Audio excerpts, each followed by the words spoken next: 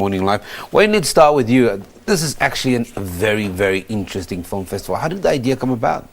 I work for a company called TNW, and APSA approached us and said they want to make films not about the bank or a corporate film, but they just want to make stories about people prospering. So we kind of looked at initiatives that they help sponsor, and we went and spoke to people, and we were hoping that we could find maybe 1 or 2 or 3 good stories, but we found that there are hundreds of brilliant stories out there, and we just try and do justice to them because people like Antishalain is phenomenal.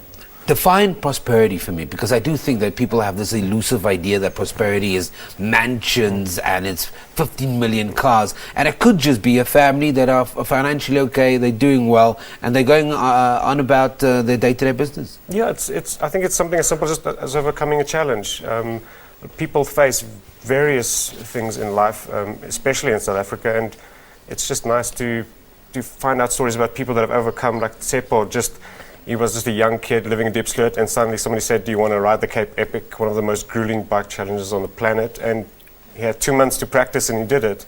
Antishalain helps feed a whole community and just make sandwiches for kids so they can go to school, so they can focus and do better in life. So, I mean, she's basically trying to provide a whole community with a better future.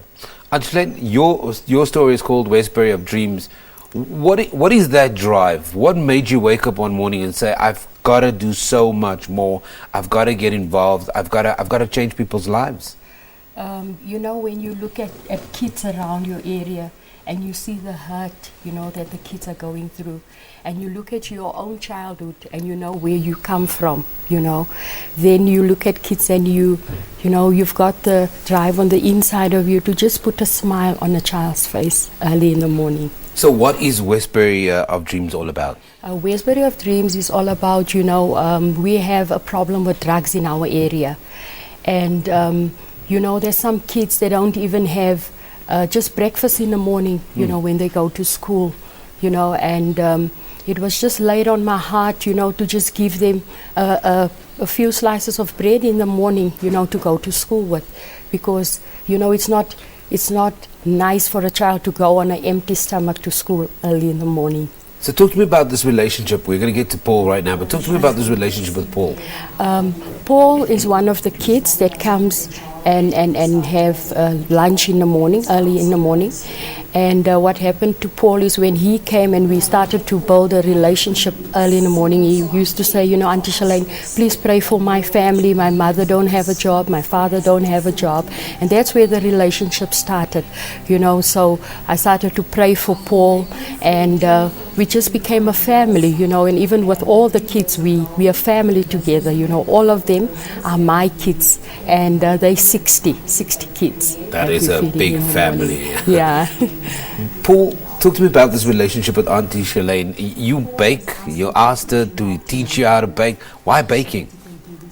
I thought maybe we could make bread for my family as well, then we would buy some groceries. It's easier to buy raw material than the final good.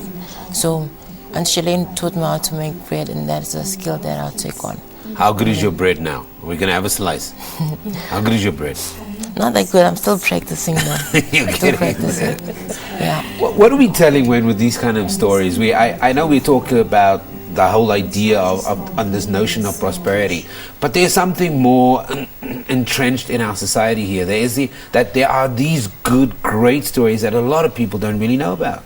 I think so many South Africans have just overcome so many odds and are just improving not just themselves, improving the lives of their families, they're improving the lives of their whole communities.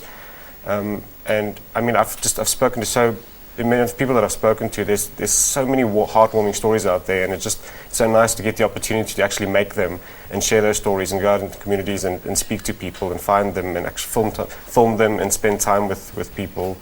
And I mean, the first film that we made, Lolo, about Precious and how she actually had to give up her son to first improve her own life, so that then at a bit later stage, when she actually was a little bit more financially secure, she could take her son back.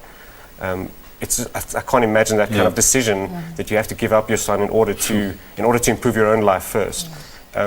It's heartbreaking, but it's proving she's started her own business now, and she's going to be successful.